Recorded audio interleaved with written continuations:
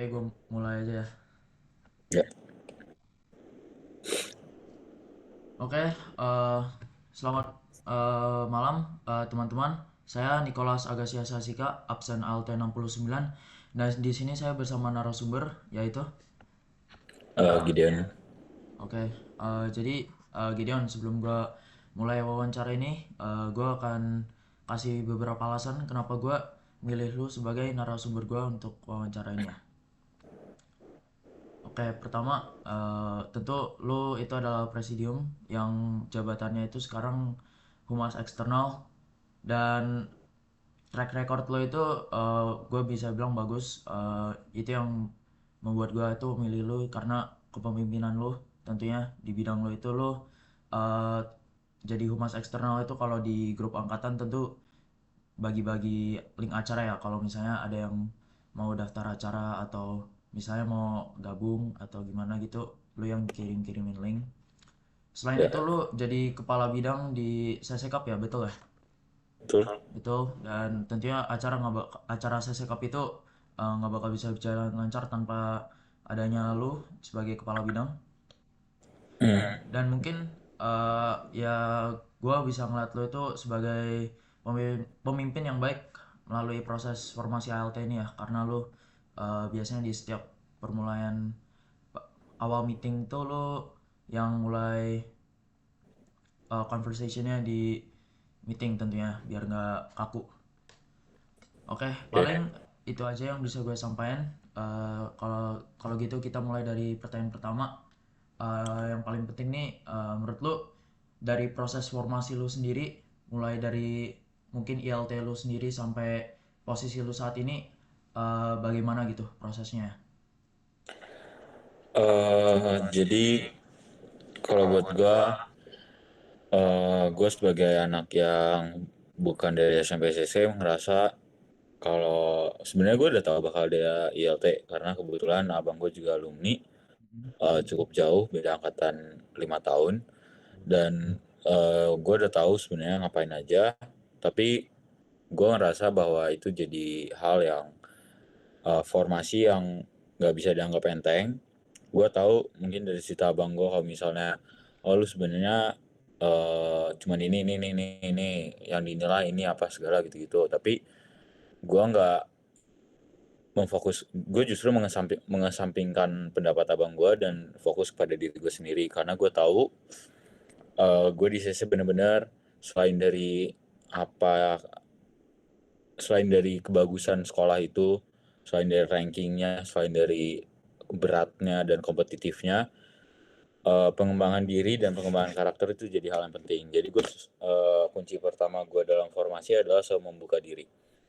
Formasi itu nggak cuma di ILT, nggak cuma ALT, bahkan sampai gue jadi presidium. Sampai sekarang pun gue masih membuka hati gue dalam melihat berbagai perubahan yang ada dalam diri gue ataupun hal-hal apa yang harus gue perbaiki. Kalau dari ILT gue belajar, mungkin lu pernah dapat esai yang tentang I don't know how to win but I will not lose. Mm-mm. Itu lu kelas 10 kan? Iya, gua 10.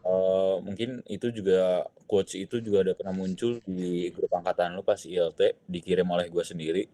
Dan fun fact juga buat tugas tugas yang kemarin, tugas yang esai tentang itu juga salah satunya adalah ide dari gua atau masukan dari gua karena buat gua itu mentalitas yang ngebentuk diri gua selama di CC. Bener, gua nggak tahu gimana caranya gua bisa melakukan hal ini atau mendapat nilai bagus atau apapun, cuman gua tahu gua nggak boleh kalah ya dalam artian tertentu kalah. Itu yang gue pegang dari ILT. Kalau dari ALT pertama gue, karena gue ALT 2 kali, kelas 10 gue udah ikut ALT sama kayak lu, Mm. itu benar-benar gue belajar apa itu pemimpin dari perspektif Jesuit. Artinya pemimpin di CC kan itu definisinya bukan sangat berbeda, punya definisi sendiri dibandingkan dengan pemimpin-pemimpin pada umumnya. Justru itu hal yang unik dan menurut gue menjadi hal yang bisa diunggulkan. Jadi itu yang benar-benar gue pelajarin di ALT gue yang pertama. Kelas 10 gue cuma lulus ALT tapi ngikut KDR, jadi gue sampai Legioner 2. Legioner 2 formasi yang gue hadapi masih nyambung karena gue selalu membuka diri gue. Langsung pada acara pertama gue sebagai legioner, itu gue langsung menjadi koordinator. Kebetulan karena itu seksi yang ternyata nggak terlalu diminati, yaitu perlengkapan, dan gue merasa kalau nggak ada salahnya gue mencoba, jadi gue langsung oke, gue mungkin bisa jadi koordinator. Terus gue jalanin itu dari modal gue cuman sekali jadi koordinator, gue dipakai di acara berikutnya, makin kenal banyak orang, makin banyak experience-nya, dan itu. Jadi sekali lagi kuncinya tuh lu membuka hati lu atas kesempatan dan perubahan. Terus formasi ALT kedua gue sebenarnya jujur itu ngebuat gue lebih dekat sama banyak orang, ngebuat gue lebih sadar kalau gue harus bisa adaptasi dengan banyak orang. Terus kaderisasi menurut gue formasi yang gak bisa dibilang fundamental, tapi lebih ke gimana lu sebagai seorang legioner dan sebagainya. Jadi menurut gue formasi yang benar-benar gue rasain itu hanya di acara yang namanya leadership training, yaitu ILT dan ALT. Kalau kaderisasi gue rasa hal yang sangat teknis gitu. Oke, terus ya tentu lu kan bukan dari SMP SSC dan lu masuk ke lingkungan baru, dan meskipun lu dikasih lah bayangannya sama abang lu, gimana rasanya transisi dari SMP ke SMA gitu, yang mungkin ya lingkungannya pasti beda dan orang-orangnya juga pasti beda. Gimana rasanya?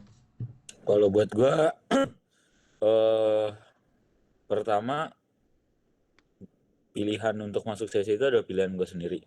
Orang tua gue membebaskan gue untuk mau gue lanjut ke SMP gue. Dulu gue di Sunbest. Terus apakah gue melanjut ke SMA itu atau enggak? Dan gue ngerasa oh enggak, gue nggak mau lanjut dan gue mau ke CC. Jadi dari awal itu pilihan gue sendiri. Oke. Terus kalau oleh karena itu, karena gue udah ngambil tindakan, otomatis gue terima segala konsekuensi dari tindakan itu. Yaitu banyak perubahan-perubahan, contohnya dari jarak rumah. Yang tadinya gue dari rumah gue ke SMP gue yang lama bisa cuman pakai sepeda biasanya. Sekarang gue naik kereta berangkat jam 5. Dulu berangkat jam 6, setengah 7 masih bisa. Gue harus bangun lebih pagi, pulang lebih malam, lebih banyak tekanan, lebih banyak tugas.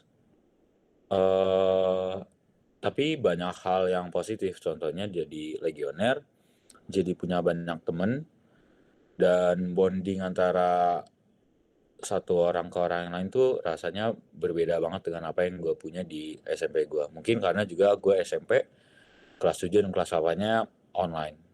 Dan ini benar-benar kayak jadi pengalaman yang fresh buat gue, dan semua konsekuensinya gue ambil gitu. Oke. Nah, terus ya tentunya dari semua proses ini pasti ada rintangannya gitu ya, ada tantangannya. Menurut lu apa tantangan terbesar, atau paling nggak sebutkan beberapa tantangan yang lu hadapin selama proses formasi dari lu ALT sampai lu Presit sekarang ini, gimana? Oke, kalau specifically dari perjalanan gue sebagai presiden, tantangan gue. Ya, Oke, jadi kalau dari sebagai awal gue jadi legioner, tantangan gue itu pasti gimana cara gue bisa dipercaya sama orang lain. Karena buat gue dalam organisasi itu hal paling terpenting. Kalau lu baru newbie tapi lu nggak bisa dipercayai, itu secara tidak langsung ngebuat gambaran terhadap diri lu. Walaupun ya nggak sepenuhnya benar, cuman mungkin kalau lu emang bisa ngebuat image lu bener dari awal, itu jadi hal yang sangat bagus. Jadi tantangan gue pertama itu, apalagi yang gue bilang gue pertama langsung jadi koordinator, itu gue sangat amat bekerja keras supaya gue nggak dianggap terlihat orang yang bego gitu. ya. Jadi itu yang pertama. Terus yang kedua, tantangannya mungkin kalau sekarang ya sebagai presidium, tantangan paling gedenya itu cara gue membedakan diri gue sebagai seorang presidium dan sebagai teman.